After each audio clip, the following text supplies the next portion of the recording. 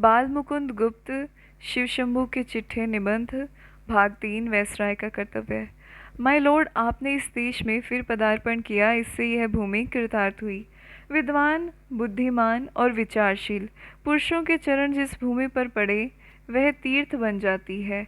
आप में उक्त तीनों गुणों के सिवाय चौथा गुण राज शक्ति का है, अतः आपके श्री चरण स्पर्श से भारत भूमि तीर्थ से भी कुछ बढ़कर बन गई। आप गत मंगलवार को फिर से भारत के राज सिंहासन पर सम्राट के प्रतिनिधि बनकर विराजमान हुए। भगवान आपका मंगल करे और इस पतित देश के मंगल की इच्छा आपके हृदय में उत्पन्न करे। बम्बई में पांव रखते ही आपने अपने मन की कुछ बात कह डाली। यद्यपि बम्बई की म्यूनिसिपैलिटी ने वह बातें सुनने की इच्छा अपने अभिनंदन पत्र में प्रकाशित नहीं की थी, तथापि आपने बेपूछे ही कह डाली।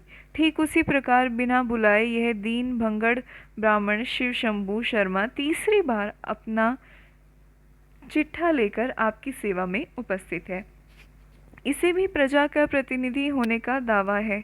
इसी से यह राज प्रतिनिधि के सम्मुख प्रजा का कच्चा चिट्ठा सुनाने आया है। आप सुनिए न सुनिए, यह सुना कर ही जावेगा। अवश्य ही इस देश की प्रजा ने इस दीन ब्राह्मण को अपनी सभा में बुलाकर कभी अपने प्रतिनिधि होने का टीका नहीं किया और न कोई पट्टा लिख दिया है। आप जैसे बाज़ब्ता राज प्रतिनिधि हैं, वैसा बाज़ब्ता शिवशंभू प्रजा का प्रतिनिधि नहीं है। आपको सम्राट ने बुलाकर अपना वायसराय फिर से बनाया। विलायती गजट में खबर निकली, वही खबर तार द्वारा भारत में पहुंची। मार्ग में जगह जगह स्वागत हुआ, बम्बई में स्वागत हुआ, कलकत्ते में कई बार गजट हुआ। रेल से उतरते और राज सिंहासन पर बैठते समय 2 बार सलामी की तोपें सर हुई। कितने ही राजा, नवाब, बेगम आपके दर्शनार्थ बम्बई पहुंचे। बाजे बजते रहे, फौजें सलामी देती रही। ऐसा एक भी सनद प्रजा प्रतिनिधि होने की शिवशंभू के पास नहीं है। तथापि वह इस देश की प्रजा का, यहाँ के चिथड़ापोश कंगालों का प्रतिनिधि होने का दावा रखता है, क्योंकि उसने इस भूमि में जन्म लिया है। उसका शरीर भारत की मिट्टी से बना है और उसी मिट्टी में अपने शरीर की मिट्टी को एक दिन मिला देने का इरादा रखता है। बचपन में इसी देश की धूल में लौटकर बड़ा हुआ, इसी भूमि के अन्न जल से उसकी प्राण रक्षा होती है। इसी भूमि से कुछ आनंद हासिल करने को उसे भंग की चंद पत्तियां मिल जाती हैं। गांव में उसका कोई झोपड़ा नहीं, जंगल में खेत नहीं, एक पत्ती पर भी उसका अधिकार नहीं है। पर इस भूमि को छोड़कर उसका संसार में कहीं ठिकाना भी नहीं है।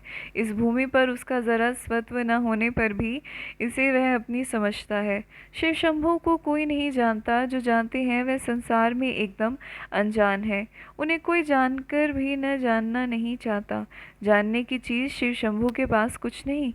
उसके कोई उपाधि नहीं, राज दरबारों में उसकी पूछ नहीं, हाकिमों से हाथ मिलाने की उसकी हैसियत नहीं, उनकी हाँ में हाँ मिलाने की उसे ताब नहीं।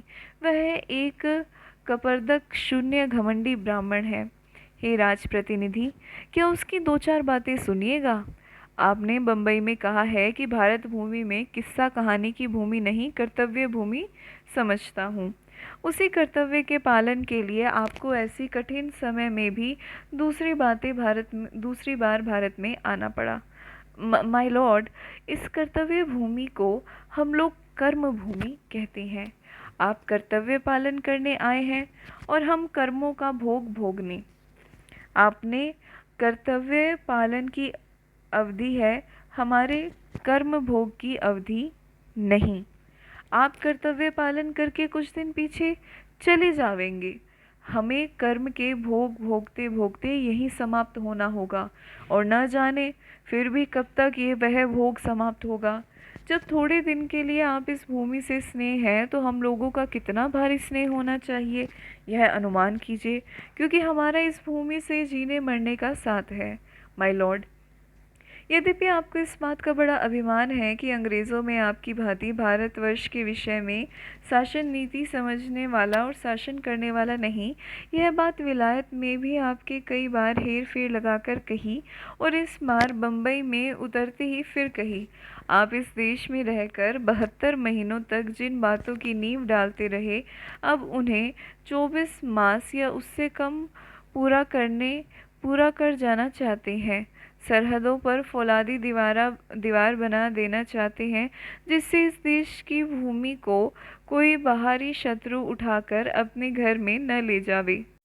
अथवा जो शांति आपके कथानुसार धीरे धीरे यहाँ संचित हुई है, उसे इतना पक्का कर देना चाहते हैं कि आपके बाद जो वैसराय आपके राज सिंहासन पर बैठे, उसे शौकीनी और खेल तमाशे के सिवा दिन में और नाच बाल या निंद्रा के सिवा रात को कुछ करना ना पड़ेगा।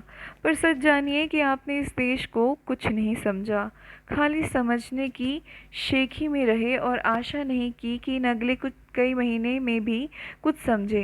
किंतु इस देश ने आपको खूब समझ लिया और अधिक समझने की ज़रूरत न रही।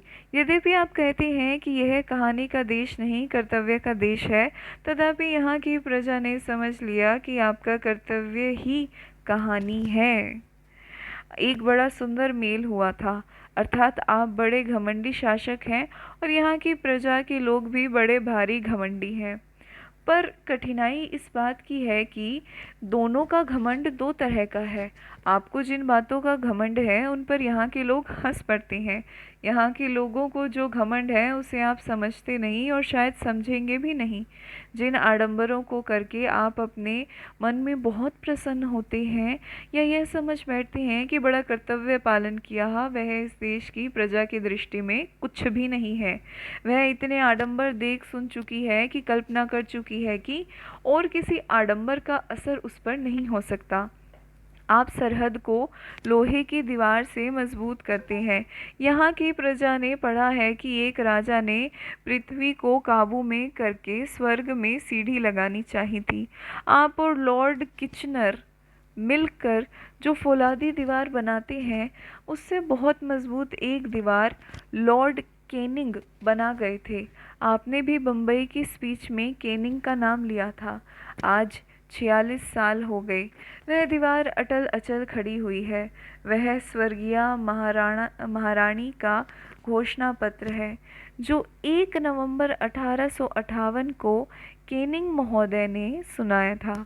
वही भारतवर्ष के लिए फौलादी दीवार है। वही दीवार भारत की रक्षा करती है। उसी दीवार को भारतवासी अपना रक्षक समझते हैं। उस दीवार के होते आपके या लॉर्ड किचनर के कोई दीवार बनाने की ज़रूरत नहीं है। उसकी आड़ में आप जो चाहे जितनी मजबूत दीवारों की कल्पना कर सकते हैं। आडंबर से इस देश का शासन नहीं हो सकता। आडंबर आदर इस देश की कंगाल प्रजा नहीं कर सकती। आपने अपनी समझ में बहुत कुछ किया, पर फल यह हुआ कि विलायत जाकर वह सब अपने ही मुंह से सुनाना पड़ा। कारण यह है कि करने से कहीं अधिक कहने का आपका स्वभाव है। इससे आपका करना भी कहे बिना प्रकाशित नहीं होता। यहाँ की अधिक प्रजा ऐसी है जो अब तक भी नहीं जानती कि आप यहाँ के वैसराय और राजप्रतिनिधि हैं और आप एक बार विलायत जाकर फिर से भारत में आए। आपने गरीब प्रजा की ओर न कभी दृष्टि खोलकर देखा, न गरीबों ने आपको जाना। अब भी आपकी बातों से आपकी वह चेष्टा नहीं पाई जाती। इससे स्मरण रहे कि जब आपने पद को त्याग कर आप फिर स्वदेश में जावेंगे, तो चाहे आपको अपने कितने ही गुण कीर्तन करने का अवसर मिले, यह तो कभी न कह सकेंगे कि कभी भारत की प्रजा के मन भी आपने हाथ में किया था। यह वह देश है जहाँ की प्रजा एक दिन पहले रामचंद्र के राज तिलक पाने के आनंद में मस्त थी और अगले दिन अचानक रामचंद्र बन को चले तो रोती रोती उनके पीछे जाती थी। भारत को उस प्रजा का मन प्रसन्न करने के लिए कोई भारी दरबार नहीं करना पड़ता, हाथियों का जुलूस नहीं निकालना पड़ता, बरंच दौड़कर वन में जाना पड़ा और रामचंद्र को फिर अयोध्या में लाने का यत्न करना पड़ा। जब वह न आए तो उनकी खड़ाऊ को सर पर धरकर अयोध्या तक आए और खड़ाऊओं को राज सिंहासन पर रखकर स्वयं 14 साल तक वलकल धारण करके उनकी सेवा करते रहे। तब प्रजा ने समझा कि भरत अयोध्या का शासन करने के योग्य हैं। माय लॉर्ड, आप वत्कृता देने में बड़े दक्ष हैं, पर यहाँ वत्कृता कुछ और ही वजन है। सत्यवादी युधिष्ठिर के मुख से जो निकला जाता है था वही होता था। आयु भर में उसने एक बार बहुत भारी पॉलिटिकल ज़रूरत पड़ने से कुछ सहज सा झूठ बोलने की चेष्टा की थी। वही बात महाभारत में लिखी हुई है। जब तक महाभारत है वह बात भी रहेगी। एक बार अपनी विद्वताओं से इस विषय को मिलाइए और फिर विचारिए कि इस देश की प्रजा के साथ आप किस प्रकार अपना कर्तव्य पालन करेंगे। साथ ही इस समय इस अधेड़ भंगड़ ब्राह्मण को अपनी भांग बूटी की फिक्र करने के लिए आज्ञा दीजिए। भारत मित्र, 17 सितंबर 1904 ईस्वी।